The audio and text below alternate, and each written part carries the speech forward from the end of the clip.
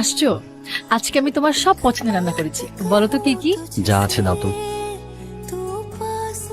বলো না, মাও যায় কিভাবে? এখান থেকে রিক্সায় করে মেন রোড, গুলিস্তান থেকে বাসে করে মাওয়া, মিনিমাম 3 ঘন্টার একটা জার্নি।